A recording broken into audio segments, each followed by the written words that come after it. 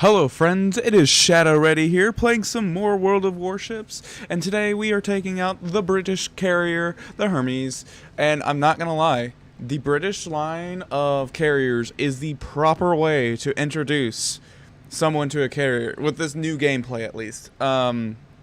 Overall, they're really easy to understand. Like, the concept of every single one of these fighters are easy to understand for new beginners, and it makes your life so much easier. And with that being said, I'll kind of show examples of this whenever we're playing in this game, and hopefully I do really well, because I've been doing amazingly well in my British, and because of the British, I've learned how to play the other carriers a lot better. Well, we're not going to mess with him.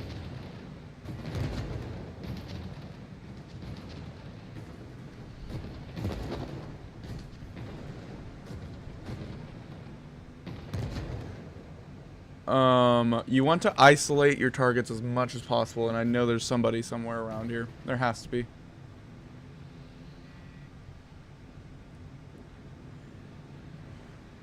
There's a Furitaka. We can go after him. He's not too bad. So once again, the reticle gets smaller as long as you don't move. And we get a lot of good damage right there. We're going to go after the Wyoming.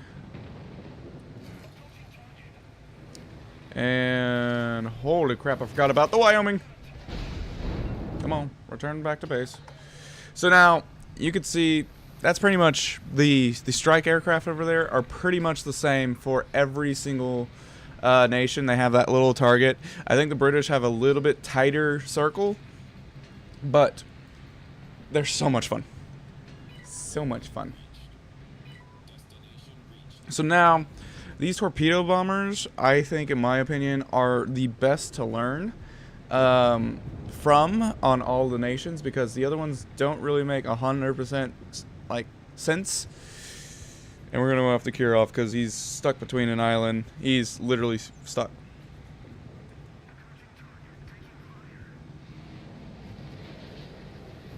The only thing that you have to worry about is if you lose a an airplane, it kind of gets a little disorienting. And I was too far away. But he's dead. Alright. Let's go after the New York, because he's got to go in a straight line. He doesn't have to.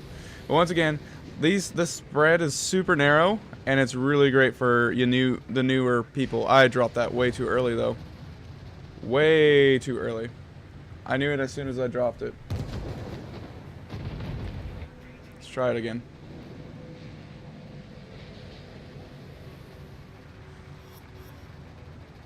So that little yellow area is where the arming happens of the torpedoes. So you have to at least give that much space between you and the ship, because then you actually hit them. Let's go. So once again, I think the torpedoes are easiest to learn from the British line, and then from there you can kind of go whichever way you want to go. Now, these dive bombers for the British are totally different than any other nation. I will have to say that up front. So every other nation kind of does like a straight up down arc, which is really sometimes hard to time. I think it's the hardest with the U.S. They're the hardest ones, and then Japanese, then us, the British. But these are basically just strike aircraft for the most part. And you guys suck. I almost had it. So you want to kind of... I don't think I got it on this guy. Maybe. Oh yeah, I do. Because they go really far. And it's just like a strike aircraft, but it's dropping bombs straight down. So that's the thing I do like about this, is it's a totally different nation, and it's really nice. I wish they would do a little bit more damage, but it is what it is. It's kind of what it is at tier 4. So you have that little build up, drop all your bombs, Get back to the carrier. We're going to take the torpedo bombers because they're the most, in my opinion, the most damaging. The striker are the easiest. I don't know why it does that sometimes. But the striker are the most easiest to hit, but the least amount of damage. You only average about 17. Torpedoes, you get, let's just be generous and say 30, 40. 30, 40 damage, depending on how you strike. And if they're cause of flooding, of course. And then supposedly the dive bombers are the most damaging, but they are also the ones that take the most time to aim. And if you don't aim it properly, then you don't get any of that damage. So you want to go roughly about 5 kilometers. Oh, he's stuck on something, so I better not do that.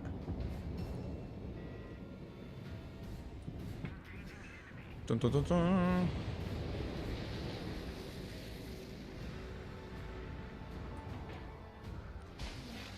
I think I'm good. Oh, he turned. He turned. He was good.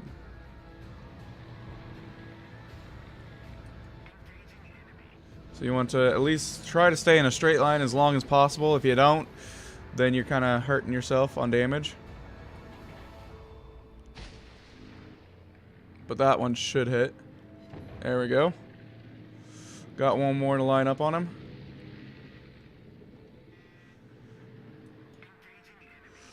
Ooh, I did it too short. Yep, I'm gonna let that one keep on going through. And I should get far enough away because of the cooldown of this. So we bring it back up, and here we go. I might kill him. Might. I just want to see. Come on, torpedo. Yes, I did. Now you see why I like him so much. Let's take out the dive bombers again. We're going to go help out the north because they're the ones that struggled the most. I'm going to also move my ship because I don't want to be detected. We're going to go after that Wyoming. Now, the only problem is you're going to lose a lot of ships whenever you're first playing a carrier. Just realize that. Luckily, you cannot lose, luckily you have an infinite supply of fighters and dive bombers and torpedoes and strike craft and everything like that. So that's the good news. You just have to kind of get used to, you're going to be wrecked every single time that you go against any ship. Pretty much. Especially United States. Any United States ships, you are going to get wrecked the most. Then followed by probably, I would say, the German. Russia and Japan are kind of like, nyeh. They're on edge for both being really annoying. So, boom. Now, dive bombers, you don't really want to necessarily attack from the side. You want to kind of attack along the ship, and it's really emphasized on the Japanese ones. You'll see it whenever I play another Japanese carrier again, but those are really the ones that want to go vertical on them. Now, you don't want to use your dive bombers or your torpedo bombers on destroyers too much, just because that is probably the worst idea because they are a lot more agile than anything. You want to use your strike aircraft on them, but the only problem is, of course, your strike aircraft don't do a lot of damage. And if you're the Japanese, you don't want to use your dive bombers because you have armor piercing and they don't have any citadels. So just know your range, know what you can and can't do.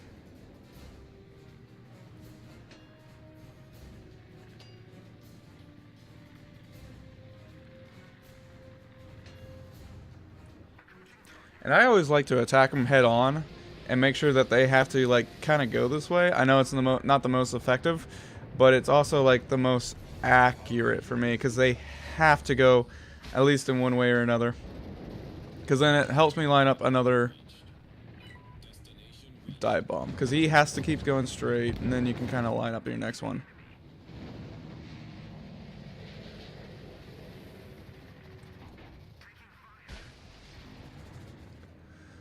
That should hit. Oh, I lost them all. We're gonna go take my strike aircraft out because I see the destroyer and I could probably easily take him out.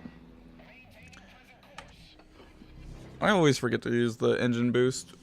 Doesn't help too much, but it helps you get there.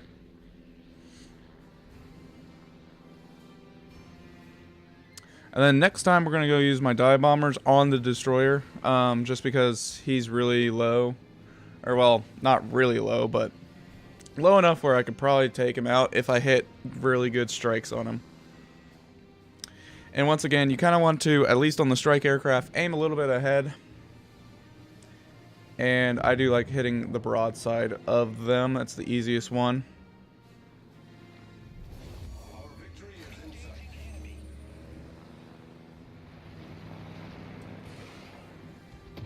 Then it's really, sometimes you're hit or miss with the destroyers on strike aircraft. Not gonna lie.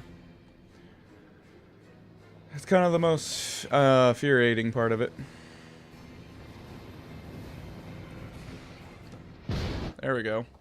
Let's go use my dive bombers. We're gonna start moving this way so that I don't have to travel as far. I know it's a little bit of a risk, but it's alright. There's only one shipwreck left. Trying to do as much damage as possible towards the end of the game.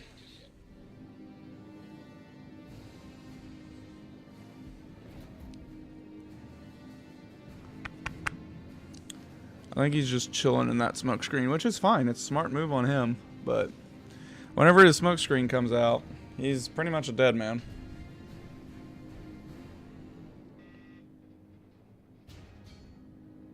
There he is. He's going to face death head-on versus St. Louis. Full health St. Louis, which I'm pretty proud of him for.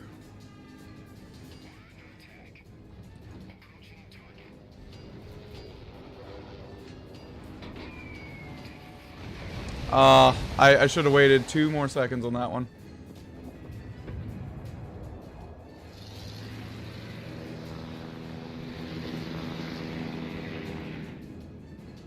I do hate how sometimes these planes do not turn that very well.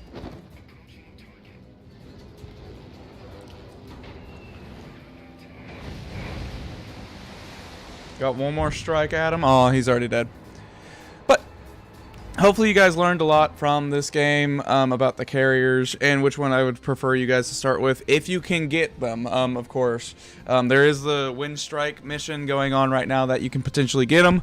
They're a great way to learn how to play the carriers, and yes, you're not going to do too much in the beginning just because it's really hard to get some damage in tier 4. Eventually you'll get higher and higher and you get more practice, but I would have to say the British are the best line to start learning your carrier's ways. So with that being said, hopefully you guys enjoyed and have a wonderful day. Thanks, bye-bye.